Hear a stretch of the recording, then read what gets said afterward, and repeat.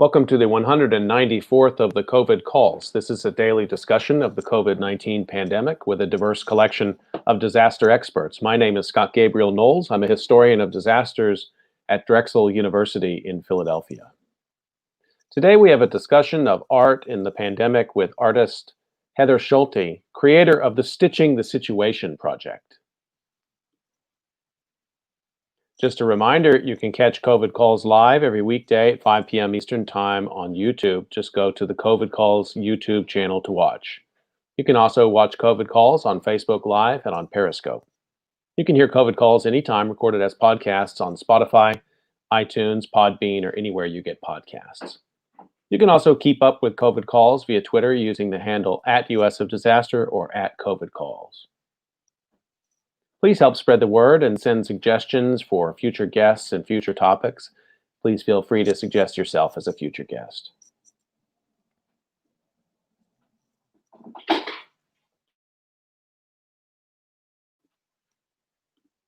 As of today, December 23rd, 2020, there are 1,725,311 deaths from COVID-19 globally, according to the Johns Hopkins University Coronavirus Resource Center.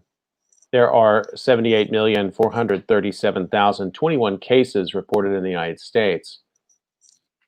There are now a total of 324,905 deaths from COVID-19 reported in the United States. That's up from 320,864 reported yesterday. Just staggering numbers right now, coast to coast.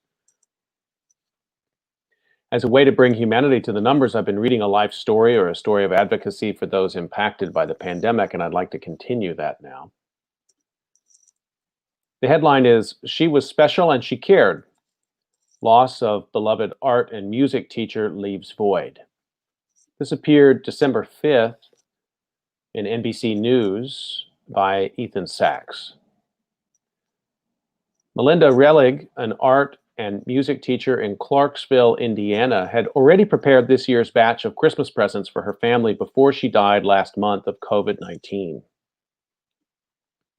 The gifts she gave as an annual tradition, a mix of store-bought and handmade, were purchased and created with thought and precision, including her paintings, which were based on a shared memory with the recipient. Family members in Indiana and South Carolina look forward to unwrapping them every year.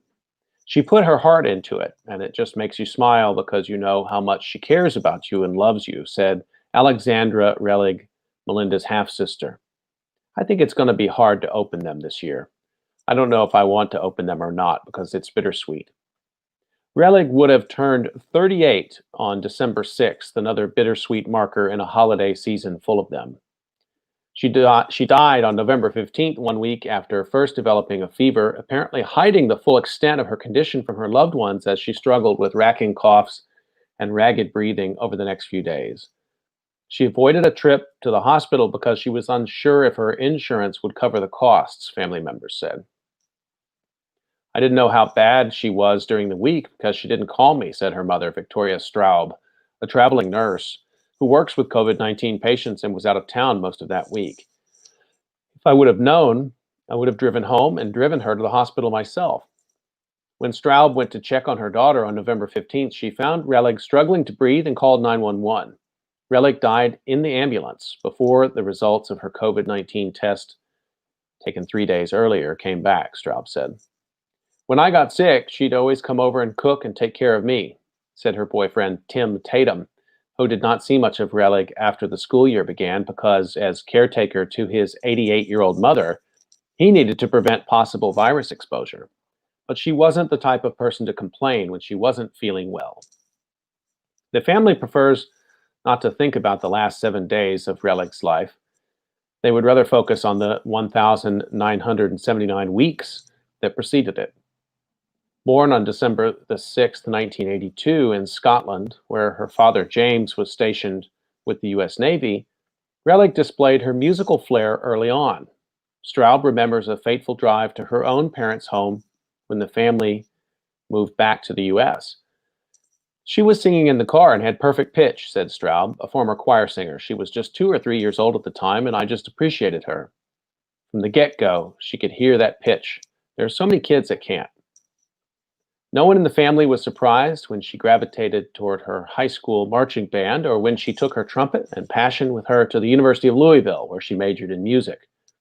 When Relig wasn't making music, she was immersed in art, proving as deft with the paintbrush as she was with her instrument.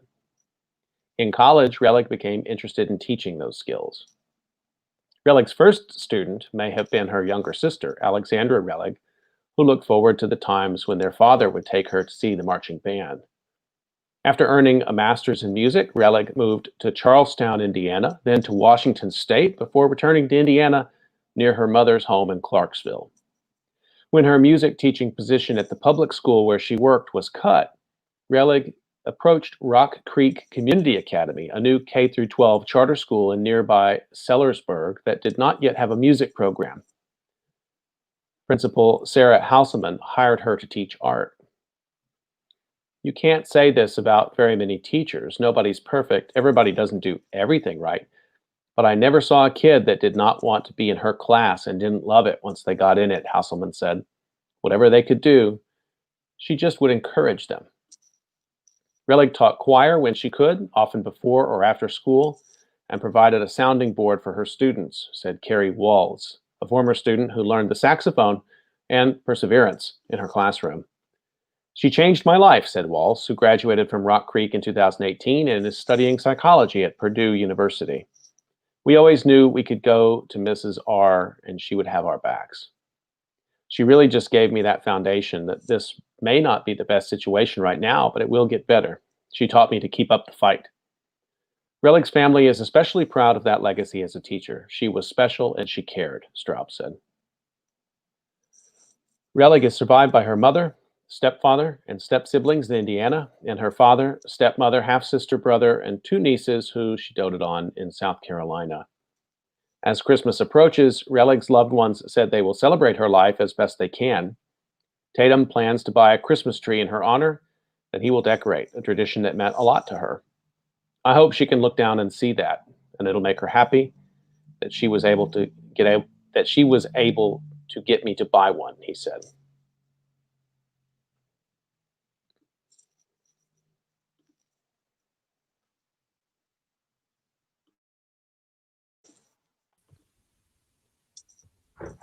Okay, I'd like to turn to the conversation for today and introduce my guest to you, Heather Schulte. And Heather, am I pronouncing the last name correctly? Schulte, yeah. Okay, great. Heather Schulte is an interdisciplinary artist who lives in Boulder, Colorado. Her work combines analog textile materials and techniques with digital material and design processes, analyzing the intersection of personal and public forms of language and communication. She received her BFA from the University of Nebraska-Lincoln in 2003.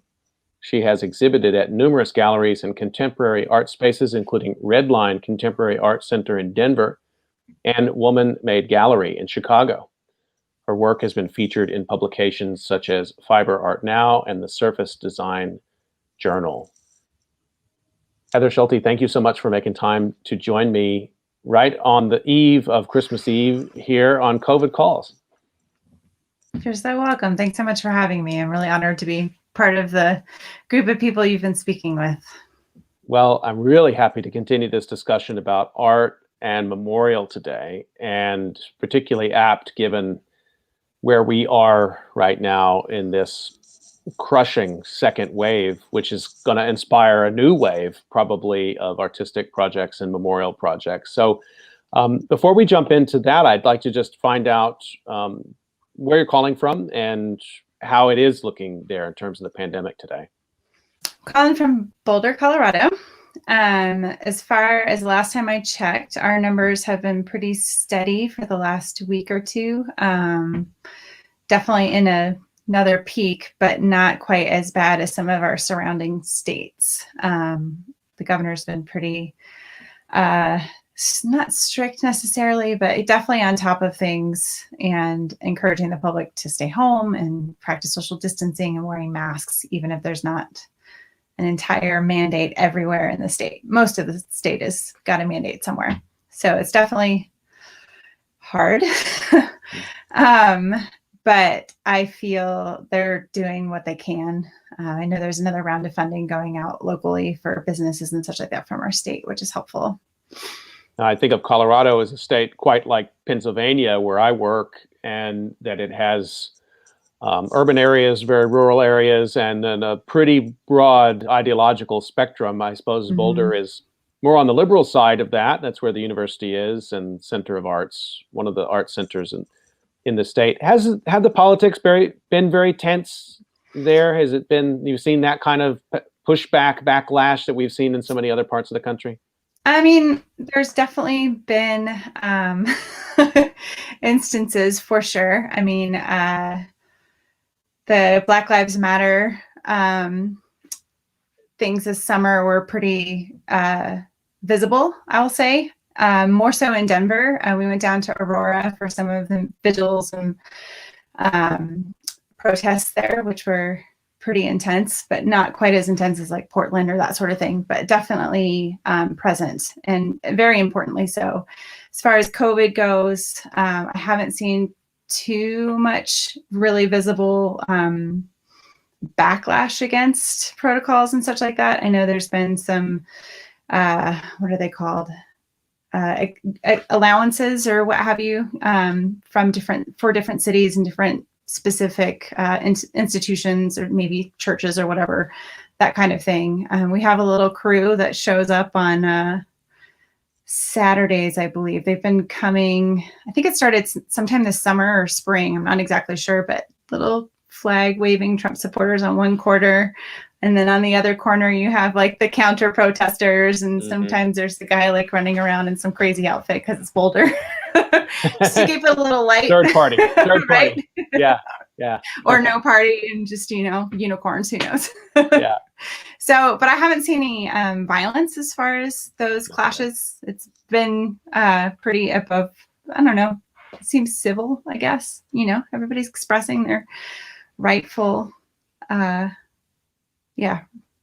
opinions, I guess. Yeah.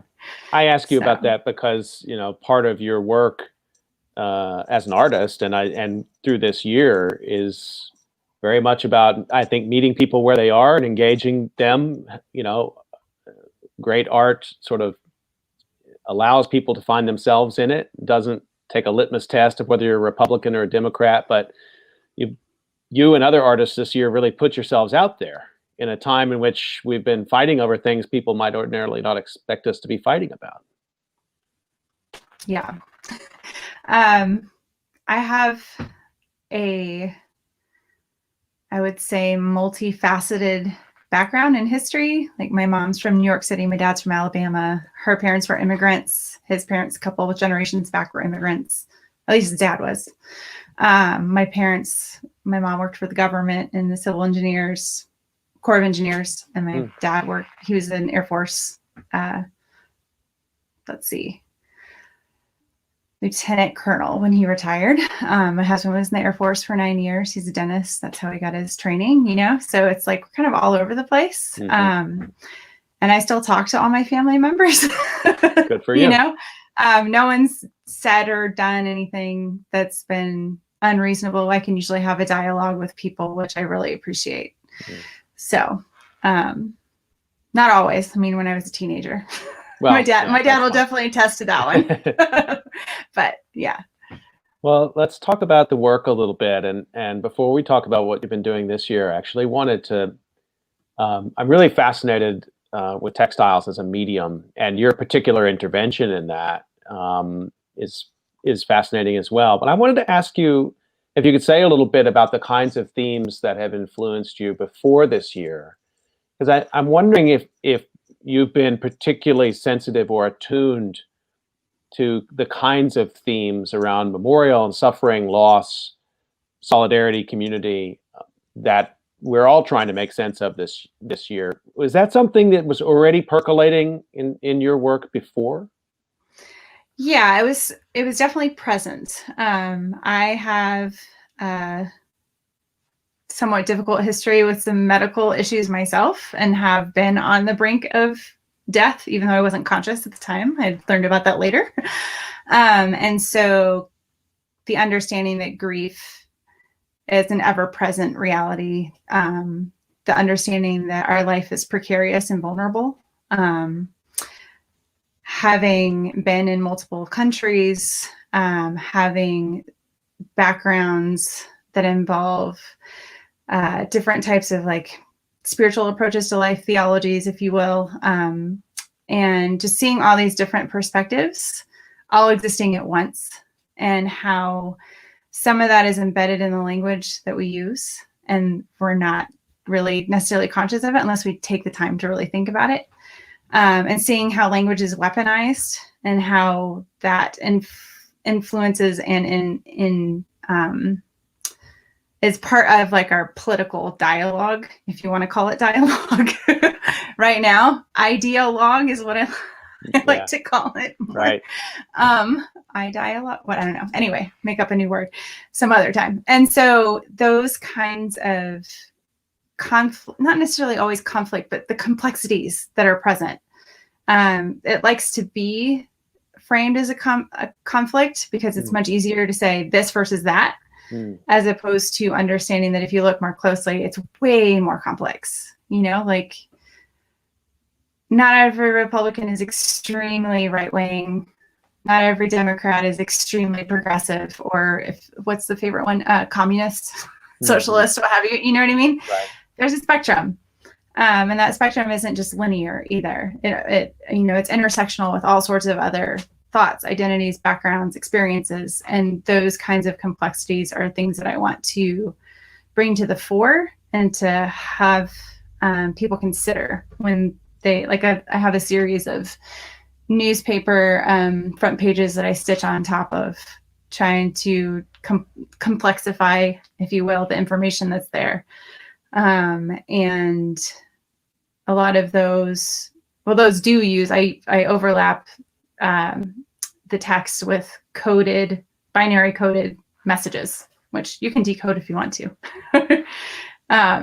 that have to do with the themes that are present in those articles or what have you. So it's like adding more information at the same time as obscuring other information, and just trying to highlight the fact that all of this is much more complex than we usually have time or space to consider, let alone discuss.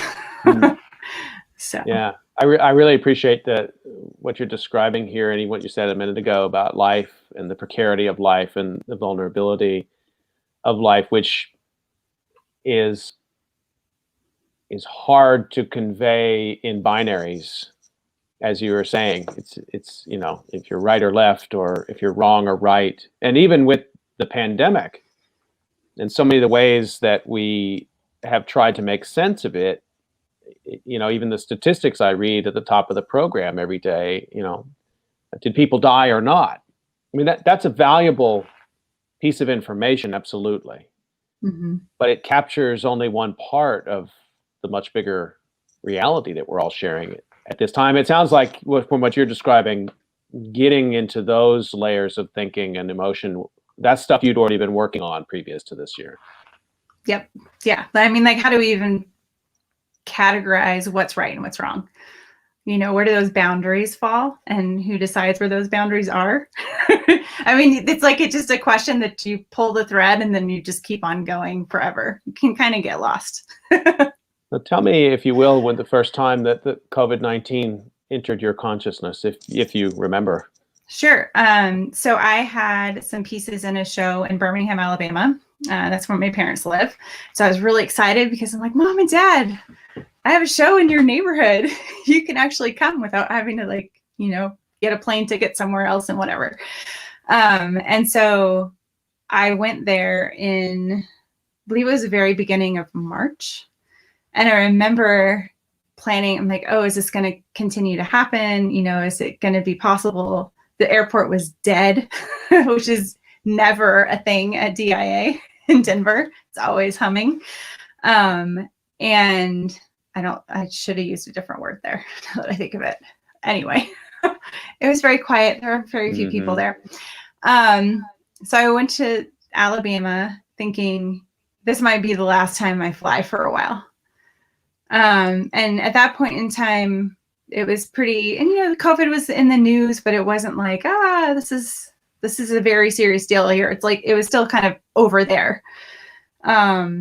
Maybe it was in Washington, I think, at that point in time. And thankfully I got to visit a lot of my family at that point in time, including my uncle, who had just moved to a veterans facility there in Alabama. And so, came back from that. And I think my parents flew here, and we got to see my daughter's theater show that she was doing at her high school, which was really fun. She's in the behind the scenes tech. Great. I think they got 2 performances of the 4 or 5 in before school was shut down. I think my parents changed their tickets to come back home a little early because they were nervous about the air flight travel being banned pretty quickly. After school shutting down. And then at that point, it was like, okay, this is going to be hard, and, we'll get through it. And then that was just the beginning. So yeah, and I was working on a piece at that point in time that I finished up. And then it was just kind of, I had a few days of just doing nothing, or more just kind of like adjusting to my kids are home. We're not going back after spring break. What are we going to do? How long is this going to last? Do I need to go buy food? Do I do I need to somehow clear some space in the garage or something? I don't know, for another refrigerator. Like, I don't even know. I had plenty of toilet paper. So, because by that point it was pretty much gone in the stores. All those logistical questions were crowding in for all of us at that time.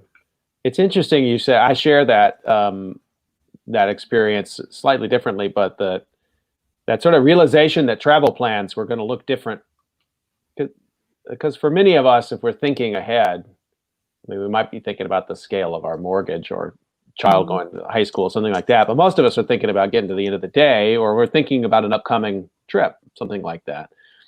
And to start realizing that people are going to either not be coming to visit you, or you're going to have to take something off the calendar.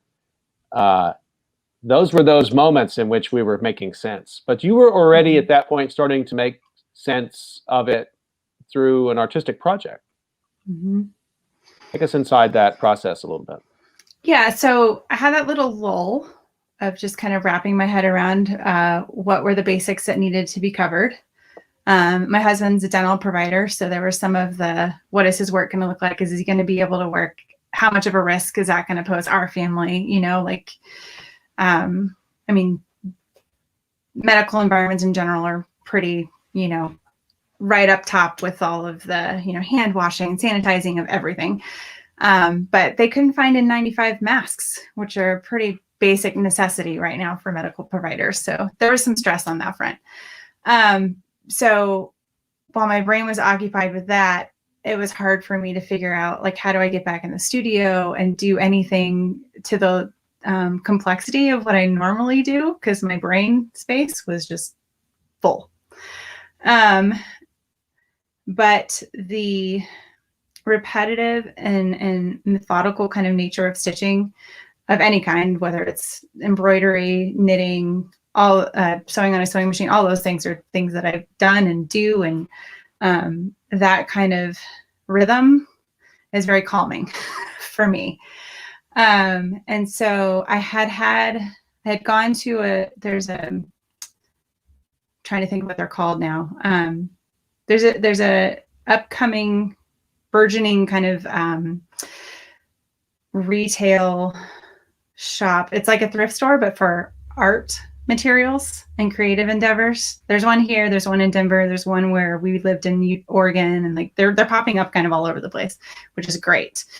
And I had gone there and gotten, I'm trying to think, it was a 10 to 12 foot long piece of cross stitching fabric, because it's really hard to find. It's very expensive to buy in yardage amounts. And so I had that sitting in my studio, and I was literally drifting off to sleep one day. And I forget who you talked to recently that had a very similar thing. They were like in bed and then the light bulb goes off kind of moment. And it might have been somebody else's conversation, but I was like, what if I just start stitching the cases? Because this numbers, the data, the constant updates, like it doesn't mean something. It's too abstract. And so if I make it physical, if I take the time, that time element is really key to sit and just stitch it and make it a physical object that represents the numbers. I can connect that a little bit more readily with my, just conceptually. So I started doing that. I had to backlog a little bit. January 20th was our first case reported in the States. And there wasn't too much until we hit March. And that's when it kind of exploded. I'm trying to see where this can scale. This is not to scale. I mean, it's to scale, but not the size it actually is on the piece. But this is like the map of the first January to the beginning of March. And I can't remember, but this, if this is, sorry, this is all backwards on my screen. If this is one stitch, you know, by here, this is March 3rd. So this is a blown up version of what was on the fabric. And then sometime in March, I got to the point where I couldn't stitch every single stitch. Once it gets over about 1,000, that's about the extent of what I can do in a day, if that's kind of almost all I'm doing. And so I started stitching the outline of the area, because cross stitch fabric, which I have some here. I don't know if you can see, probably can't see it from there. I'll use this one. we can see it. But it's gridded. Right. So it's really easy to do the math. So just so I'm clear, so then one stitch in cross stitch, it's basically you make it's an X. You make an X, and your idea was that each one of those would represent a life. Yes. So I was I'm representing cases with blue thread and deaths with red thread. And I think it was March 2nd. Yeah, March 2nd, we had 2 deaths. I see. And so this would be a square of 4. Golly, this is really hard to do on the screen. Okay. Wow. And so it started really small, and it was like, okay, I can manage this. And then really quickly, I couldn't. At what point do you, so that's interesting because, so if I have a lot of questions about this, you wanted to represent it, so it's because we are being inundated with these representations, and that problem is one we've talked a lot about on COVID calls. I'm fascinated that you wanted to reinterpret that. There's also something very personal. I mean, you're laying hands on the fabric. In a sense, you're going through a motion, which leaves something material, but there's a physical part of it too. So there's 2 things being produced kind of simultaneously in honor of each case and each life. Yeah. And that physical, not only that what I would call the artifact of the actual piece, but the presence of the body and interacting with something physically and doing an actual gesture with your body is part of almost everything that I do. Like that physical reckoning with my physical body in space and in time is a central part that I'm realizing more and more is part of my art practice, if you will. So and the fatigue sets in at what point? You said at some point pretty quickly it got to be too much. Absolutely. So I was just kind of going along because it really gave me something to do, to be honest. You know, like I couldn't do other things with my art practice because my brain just couldn't handle it. My kids were home, and I can't focus on like more linguistic work that I do with my kids around, because it's hard to keep a train of thought when, you know, someone's asking you a question every 20 to 30 minutes or more frequently. And we don't have a big house, so bickering, all those little factors of being home with other people in your house at the same time. So it was, I think by the end of March, I realized, you know, there's no way that I'm going to be able to do this on my own in my own house. I had already stopped stitching all of the cases per day because I just couldn't do it and sleep and do anything else. And then probably pretty quickly after that, I haven't calculated the time, but I wouldn't have been able to do it physically anyway. given 24 hours in a day. And then, so I was just stitching the outline of the cases. I kept stitching the deaths until I think somewhere in April. Yeah. And so once I got to the end of that, for the first, so there's 3 panels. And this is the first one up here. So if you can see down in here, like each of these, the scale of this is 14 stitches per inch. And so this panel goes through April 14th, 15th, and then it continues down on this one. And so once I got to this point over here, I realized, okay, wow, I don't even remember what we were at total at that point, but I realized that there was no way I was going to be able to complete all those stitches myself and pretty much do any other, other kind of artwork, which I mean, that would be okay, but that's not what I'm interested in doing. Not because I don't think it's worthwhile, but it just dawned on me that I could bring this to other people too, because it has been so meaningful and helpful for me during this time. Maybe it'd be helpful for other people. And so it just started out by me bringing it out in my front yard at a table and stitching with my neighbors. Yeah. So that's this right here. That's a couple of my neighbors. Cannot get this video thing down. Okay, there we go. You got it. That's great. So you just came out front, you set up the table, you had the materials. Yep. And in terms of explaining it, I mean, you've obviously explained it a lot, because I got it the first time. I mean, you're very clear in how you explain what you're doing. But did people ask that deeper question, like, why are you doing this? Or is that not something you've had to explain? I haven't had to explain it too much. I think once people realize, like, okay, wow, this is a physical way of us acknowledging what's happening right now and being able to sit with it, because it takes a while to even just make one stitch, you know? And so it's going to take a long time to complete all of the stitches. Like, this might be something that's part of my life for the rest of my life, possibly, in some shape or another. And so it then took on another level of, this is a way to connect during this time. And in a way that's safe, because we could social distance while we were stitching, because the panels are 10 to 15 feet long.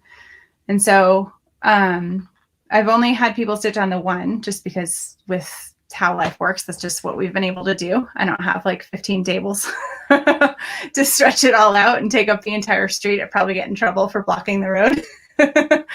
But yeah, so that time of sitting together, while we have a lot of kids on our street, a lot of families, so the parents would sit and stitch, and the kids would run around and play. Sometimes the kids would come and make a stitch too, learn how to cross stitch.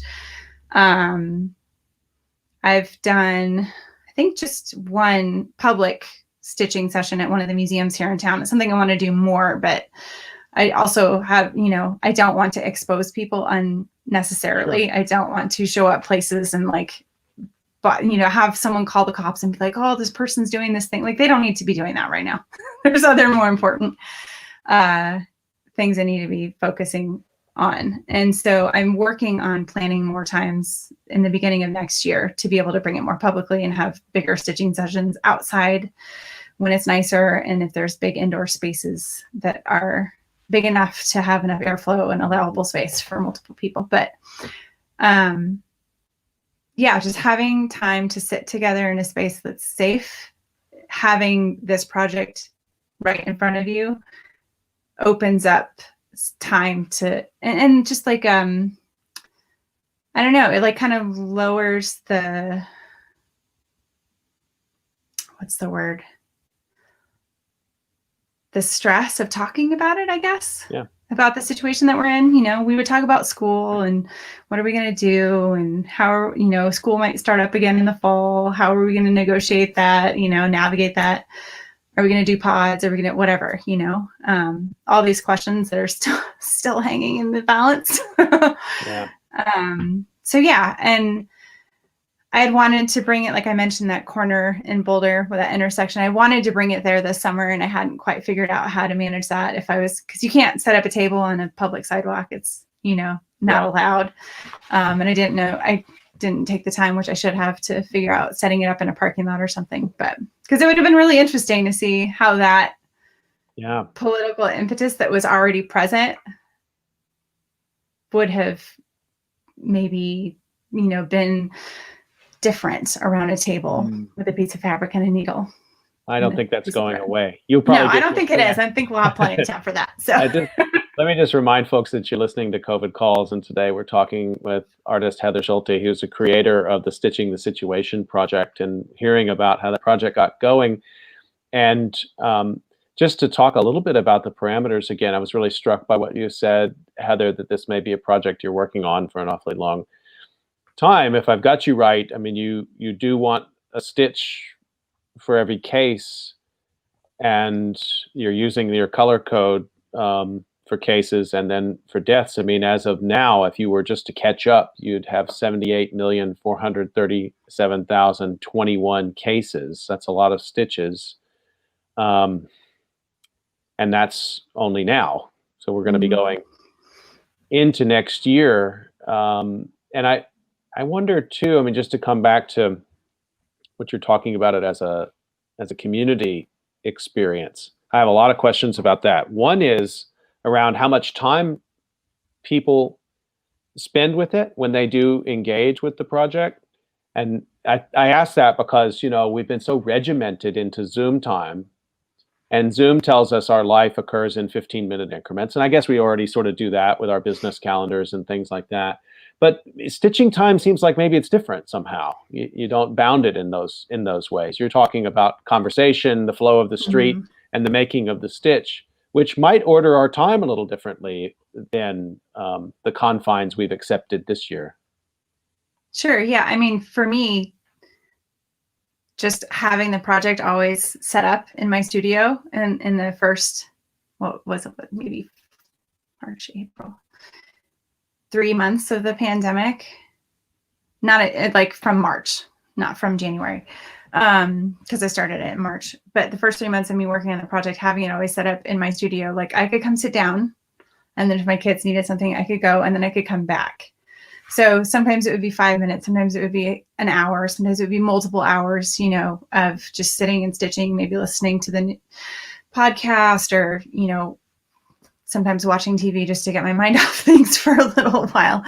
But with people out in public, on our street, if people had time, they would come and sit with me for 15 minutes. Sometimes it would be an hour. At the museum, I think I was there for a couple hours. Some people came just to see what it was. Some people took a kit home, we can talk about that in a minute. And some people were there for the whole time. It varies. And I think all but one person who was there took a kit home with them to work on a piece themselves. And so it has this interesting aspect of, it's not a regimented time. It's like there's this concept of flow with art practice in general, whether it's writing, theater, any of that, where you kind of get into this alternate headspace of not being so concerned about the clock, if you will. And the repetitive nature of stitch making, I feel really helps you get into that kind of headspace, if you will. What I'd like to do is show some of the images. You have an Instagram account. You can find Stitching the Situation on Instagram. And I just want to show a few of these now, if StreamYard will cooperate here, which I think it will.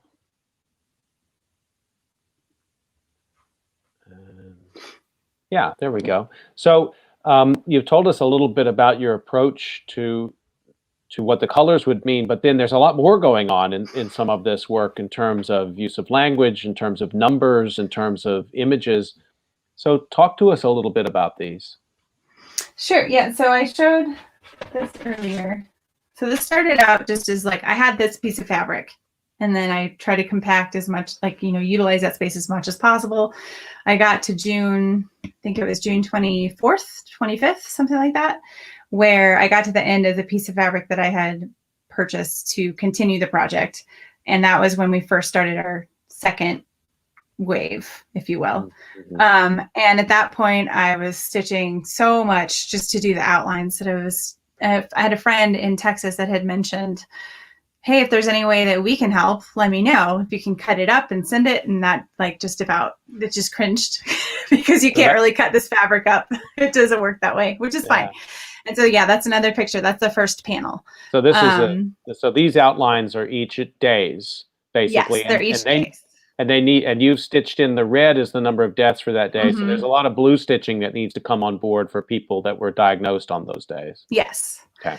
Yeah. And so once I got to June and I realized this was not going to be finished as soon as we had all hoped, I took my friend's question and was like, well, what if we make this a project where people elsewhere can participate?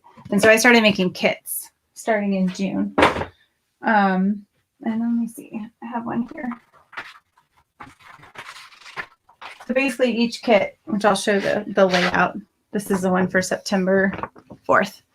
So each kit is a square, or more or less a square, which is the outline of the data for the day. So whatever the US total is for that day, this one is about 50,000 stitches. And so that's all this area here, which will be filled in with blue stitches. And then the deaths are 965 for that day, which is this corner up here. And so this format for all the kits is pretty much standardized of basically a square with a little square in the corner with some overage of, the remainder. It's not a perfect square, and so I've been sending these all over the US. I think there's 22 or 23 states with people working on the project with a little bit of thread and needle and the fabric with the layout on it. And so that first picture you showed was one of the kits that I can't remember what day that was from. And so participants are invited to interpret their experience of COVID in their design with their kit. And that's the thing that I love about that, is that everybody's different perspective comes into play in a way that I don't have control over, that I can't dictate, that will hopefully, bring about other perspectives that I might not be aware of myself, other people might not be aware of. It allows for personal expression within a collaborative piece. And the only stipulations are sticking to the outline, mm-hmm. which is, representative of the data for that day, and the color assignment, which is blues in the blue area and reds in the red area. It doesn't matter what value or hue. So you get quite a lot of variety just within that. And are people trying to actually use the count? So this one says, I love people that have no idea how wonderful they are and just wander around making the world a better place, which is tremendous sentiment and important. And then it has this blue shape here at the top. Does that mean that the artist for this particular square has counted up what was needed in terms of the stitches, and that's what they've done here, or they've gone beyond those parameters because you've allowed them to be creative however they wish to be?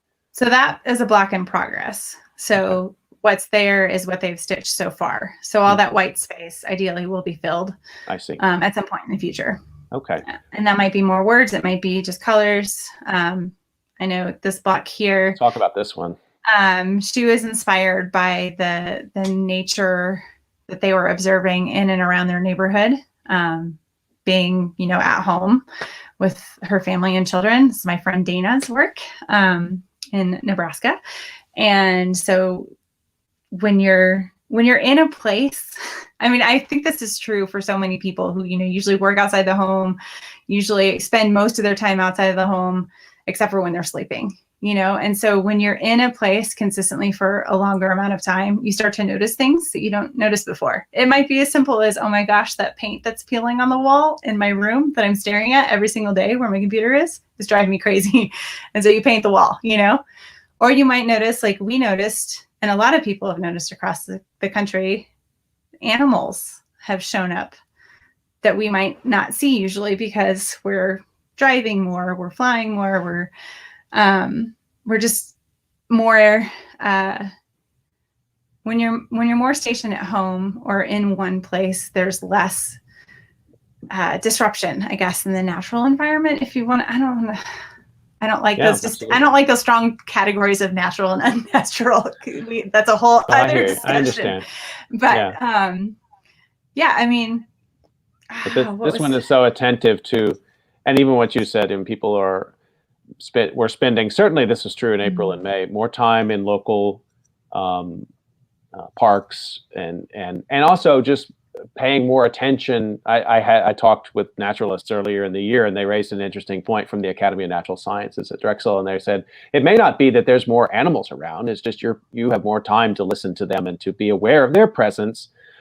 And so here we have birds, insects, and plant life, and then also, and people might have missed this, but in the top corner there, that's the number of deaths for this day, and then in the blue box is the number of cases for that day. Yep. So let me show one more, and this one we talked about briefly, but let's talk a little bit about this one. Sure. So as I mentioned before, I got to see my family in March, and my uncle had moved into a veterans facility. He was in the Navy back in, I believe, the 70s. And so he had Parkinson's and was needing more assistance than my family could give him. And so he had moved into this facility. It was in March. And so a couple weeks after I left, we heard that there was a case reported in the facility, which would have been the very beginning of April, I believe. And he was tested a few weeks later when they finally had enough testing to test all the residents. I think there were maybe 120. I'm not going to get the numbers exactly right. I have it somewhere, the actual specific numbers, but 75% at least of the residents of that facility contracted COVID in that one little time period of like a few weeks. And unfortunately, my uncle did not survive, and he died on April 13th. And he was one of, I believe, about a quarter to a third of the residents of that facility that did not survive COVID. It was one of the earlier outbreaks in a facility. And it just, my family hadn't been able to visit him for the week or so prior. I think the week before he tested positive, they were able to bring him out to a courtyard, because there was a courtyard, thankfully, that had a fence that was not solid brick or anything, so you could see and talk. But so we had a really early experience of losing someone in these facilities that have been so hard hit, between elderly homes and prisons and places where it's generally less common to be, in direct contact with family members or friends or what have you, frequently, or as on a frequent basis without, restrictions and stuff. Having that experience so early on of already having that kind of cutoff of relationship or very strict limitations because of the fragility of the population in that facility. And then on top of that, having an outbreak and not being able to be there. And he tested positive on the 11th. He was having his stats fluctuate in the morning of the 13th. And by the time he got to the hospital, they didn't even get to the point where they were able to check him into the hospital. He passed away in the emergency room. And so, like, my family never got to see him. And I hope that there was a staff member that was there with him. I can't imagine working in a hospital right now, having to be that proxy for so many families. And I really, really appreciate how hard the staff all across the country is working. Having had my own medical issues and been in hospital situations with staff and being so dependent upon them for care, this is just an added burden of a whole nother level. Do you share the same last name with your uncle, or? No, his last name is Glenn Bosky. So I went from one difficult to pronounce name to a slightly better one. And so he tested positive on April 11th, and then how long did he struggle with it? Just I'm pretty sure he was positive before that. Not exactly sure when he might have contracted it, because but he died on the 13th. Oh, so, and he would have been 70 the next weekend. So, yeah. I'm truly sorry for that, for you and for your family. Thank you. And you've made something here, which is extraordinary. What was it like to make this panel? It gave me time to think about him, and I mean, not trigger warning, spoiler alert. If anyone has kids that's watching this with their children, my uncle always signed the tags on our Christmas gifts from Santa. That's how I figured it out. I recognized his handwriting. But he was also kind of like a Santa figure. Every Christmas, we'd always get a card from him, me and my brother. He never had children of his own. And to this, sadly, this is the first Christmas that there won't be something under the tree from him. Because he continued that tradition with my kids and my cousin's kids. He was just a very gentle soul, soft-spoken. My husband jokes that it was hard for him to understand what my uncle said because he had a pretty thick Southern accent. And there's just words that in rural Alabama that are used that are not common in the Midwest. Yeah, so sure. you'd have to have me translate. But yeah, no, I mean, he'd set up the trampoline every summer when we came to visit for my brother and I, because we were the only grandkids for a long time. Even after my grandmother passed when I was 8, he moved into her house and he would set the trampoline up every year for us, Mm-hmm. Just a lovely man. He was a math teacher for over 30 years. So, yeah. I just want to remind folks that you're listening to COVID Calls and talking today with Heather Schulte about the Stitching the Situation project.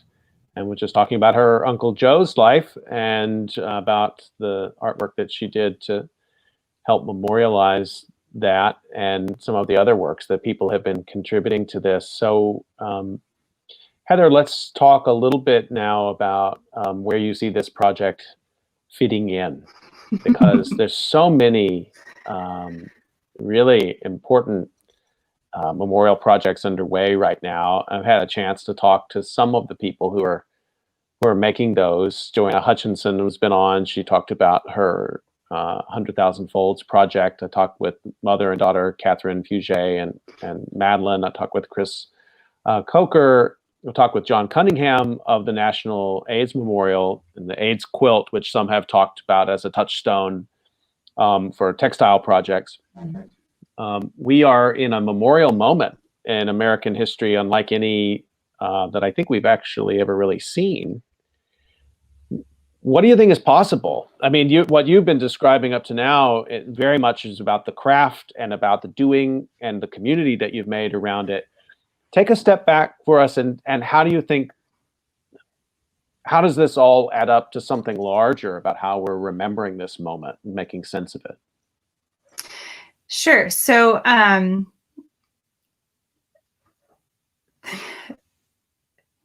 this project for me has kind of evolved as the situation has evolved, right? So it started really simply. I can wrap my head around the numbers. I couldn't wrap my head around the numbers. I'm going to make something. I can't keep making it comprehensively. It's too much. Now I don't even know if I'm going to be able to complete it myself. So I'm going to offer it up to other people, not only because I can't do it, but because I recognize how important and meaningful it's been for me as part of dealing with the situation that we're in, and also processing the grief, my own personal grief of losing my uncle. But there's all sorts of grief that's happening right now. There's all kinds of loss. And a lot of that's not going to come back. So it's going to be permanent loss, even though right now it feels kind of not unsubstantial, but just ambiguous loss. Mm-hmm. Those are going to become more concrete in the future.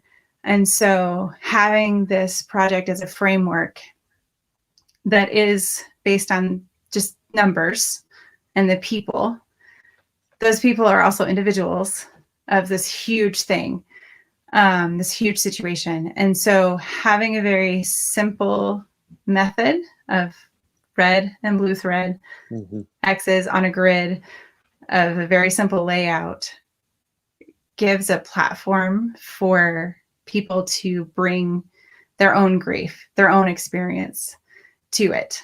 And I hope my plan in the future is to travel with it to various places and bring the panels and have stitching workshops to where people can sit for as long as they need to, as long as they want to, and stitch whatever they want to. Well, mostly whatever they want to, mostly. And to be able to share in the processing of their grief, because the grief of this situation is going to happen and it's going to be long. It's going to take a long time to build whatever comes next, to recover. I don't even want to say recover the economy, because there's a lot of things that were and are inequitable about the economy. Mm-hmm. But for people to rebuild their lives and rebuild their jobs and rebuild their families and deal with the loss in their families and the way these things have been restructured without our consent or even possibly even our acknowledgement yet. Mm-hmm. There's things that we don't know that we've lost that we'll figure out eventually or realize. And so I have the panels and then I also have the kits, and I'm not exactly sure how long I'm going to keep making the kits. That's to be determined, because with the numbers the way they are, I mean, this one is from November. This is just one day. And it's big, like it's huge. That's the size you need. Yeah. Yeah. This is 200 some thousand stitches. I mean, that's going to take at least a year to finish, if not more. Yeah. Not that that's bad. I mean, part of this. That's one day in November. Mm-hmm. Yeah. So the loss is comprehensive. Like it's so big. So it's going to take time, and we're going to need to have and hold time to be able to really do it justice. There's so many things in our country that we have just kind of like, okay, well, that's past, skip on, moving along. That we're still feeling the effects of, the negative effects of, because it's unrealized trauma, it's undealt with trauma, it's an injustice that hasn't been addressed. Yeah. And so I would hope that this project could allow space to be able to address what we have lost, and not only what we've lost, but also how some of those undealt with inequities fueled this to be so big in our country. There are so many things I love about this project, and just to talk about memorials for a second, so I spend a lot of time thinking about memorials, and one of the things we've talked about this year on COVID calls is how people think a memorial process should work. We have a general notion around the world in the United States that big events are memorialized on the National Mall in Washington, and there's an architectural jury, and funds are raised, and then it's built, and then people go there. And I've seen from all corners of the country and around the world this year that model really is not. I mean, that may happen, but that people are not comfortable waiting. They want participation on their own terms. We're in the middle of a pandemic still, so even convening those processes would be difficult. But then also what you were just saying to me is really crucial to this, is that if we see the memorial, as a physical thing, a monument of some kind, that when it's over, then we can say, wow, really glad that's behind us. But when we take up your work, it's going to stretch out for some long period of time. But then by making it, there's also a form of therapy. It feels like, you didn't use that word, I use that word, but it's a form of processing. And like you said at the very beginning, that stitch has a pace. So for some, it'll be faster. For most, it'll be slower. Feels to me exactly right. Like that's the pace we need to really do some deep thinking about how we ended up in this situation. I wanted to share one more thing with you, which I didn't tell you earlier, which is that I used to cross stitch when I was very young. And I learned it from my grandmothers, and my mother. It was very gendered. Maybe it still is. In large part it is. Not 100%, but it also hasn't ever 100% been gendered. But either. I loved it. I loved doing it. And it always comes back to my mind this time of year because I used to make, this is like when I was in second, third grade, I would make cross stitch Christmas ornaments. You stitch a candle or Noel or something like that. And then you put it, they had little kits, you could put it behind a plastic thing, and then you hang it on a tree. I guarantee you my mom has some of those somewhere. Oh, well, they're a lot of fun to do, and the stitching itself is fun. And then at some point, if you're a young man in America in those days, in the 1970s and 80s, you would be told by some older kid, like, hey, that's what girls do, you know. And then, but I retained an interest in it. And it just made me, as you've been talking about this project, made me realize, like, this is yet another way we can build community. And we can also honor a deep history in this country of craft, which has been circumscribed, I think, by sex, but shouldn't be. Right. Well, and especially textiles. I mean, there's definitely an association with femininity. But that's a pretty short history.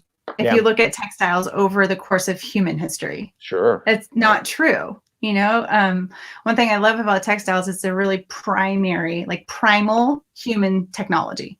You know, it's like language was one and textiles. So it's like, it kind of gives me goosebumps when I start thinking about it. Like, oh, it's cool that I love that both the things that I'm really interested in have such a long human history. And they have been co-opted for various ideologies over time, and they have represented and meant different things over time, but they're ubiquitous. I mean, if you look at textile decoration over the centuries, there are plenty of artisans that were male that did embroidery in various countries. And a lot of it has to do with white Western culture, for being fully honest. And so, yeah, those are definitely parts of it, but there's also this great history of community around textile making, whether it's women or a group, you know, of people harvesting a plant, processing the plant, weaving, you know, making the fiber into a string, making it into a cloth, decorating the cloth, what have you, you know, I mean, those are almost always community processes. Right. Whether it's like purposefully so to build community or not. So inherent within the making of it is a communal process. And that's what John Cunningham of the National AIDS Memorial shared with me, that they've learned over the time from when they first started that, Cleve Jones first started that you know, people were drawn together to remember family members, and they were in some cases remembering them because there was so much stigma attached to AIDS. Sometimes these panels would appear much later after people had died, but that each one of them represented a moment in which there was a coming together of people, which again confounds our sort of normal idea of a memorial as a kind of an austere stone with names in it, which there's maybe a small group of artisans who come together to make. But this is unbounded, it seems. Yeah, I mean, I have quilts that when my grandmother died, they were quilts that she and my great-grandmother had pieced together. Some of them, like my aunts will look at it, my uncle look, oh, that was my, you know, Sunday shirt, that was my Sunday dress. Right, you know, exactly. It's like all these, it's a not living, but I mean, it's a historical document that then my mom took these tops and quilted them into quilts for the family members after she passed. And so we have 3 generations of people embedded within the making of this quilt. And, you know, representations of the people in the family through their clothing, this, you know, clothing that was next to their skin, worn on their body. So there's something about textiles that's very comforting and familiar. And we're all sitting in domestic spaces, more than we usually are right now. So the material of textile makes a lot of sense to me. So we're almost up on time. Heather, I wonder if you could just say a little bit about how you see this project going on into the new year and how people can participate. How am I going to get my cross-stitch skills back, in other words? So I have a website. It's stitchingthesituation.com. And on there are links to fill out a form to sign up to stitch a block if you'd like to. And when you sign up to stitch a block, it doesn't mean you have to complete the whole block by yourself. You can include your family members, anyone who wants to, your neighbors, coworkers. If you work in a space that would be really interested in doing one together, you could break it up into a grid and everybody do a certain spot, or however you want to interpret filling out the block is up to everybody else. That's what's great about it. You can make it yours. I have received some grants. One's from the city of Boulder. One was from the Fiber Art Network. And I'm working on applying for more funding to continue supplying the materials to the public without cost. I also have a GoFundMe on there that's been funded from various participants. If you have the means to purchase a kit, not technically purchasing, but you're donating the cost of a kit, excuse me, and the postage to get it to you and then eventually back when you're done. That link is on there. There's instructional videos. There's a whole step-by-step. This is my little practice block I have pictures step-by-step. Here's how to fill it out, or a way to fill it out, what to include, all that kind of stuff. It's all there.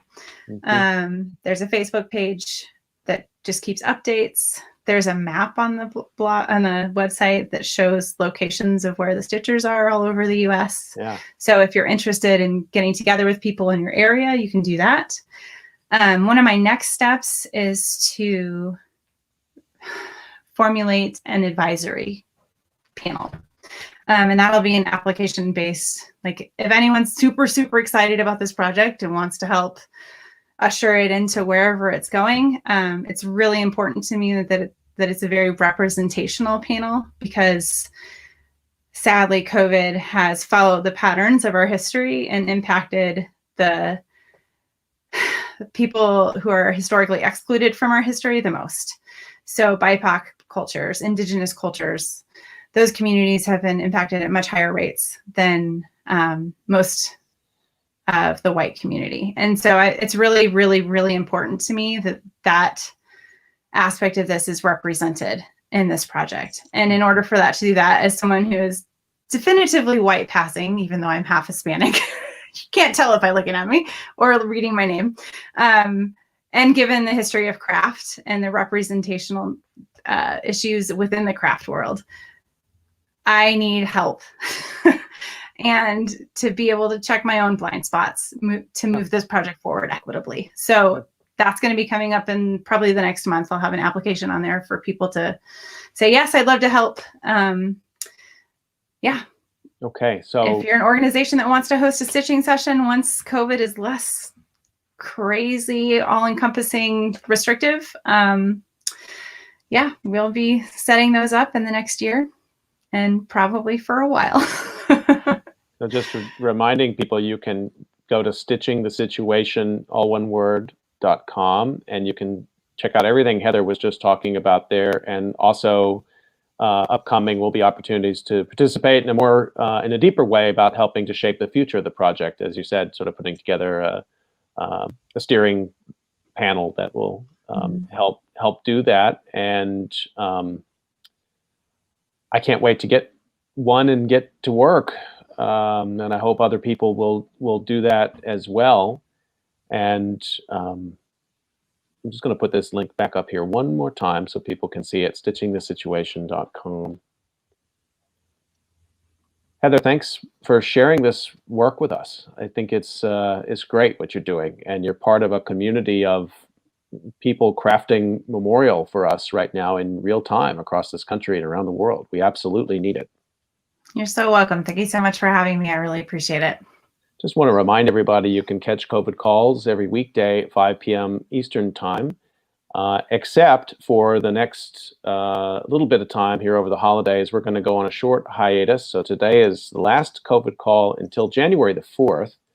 And that's going to be a very special session. Please join me January 4th as we bring in the new year and hopefully a better year with this pandemic. I'll be talking with my father, Steve Knowles. So please don't miss that one. I promise a lively, interesting conversation on that day. And just once again, thank you, Heather, and stay healthy. We'll see you all on January the 4th. And so Merry Christmas and Happy New Year and Happy Holidays to everyone.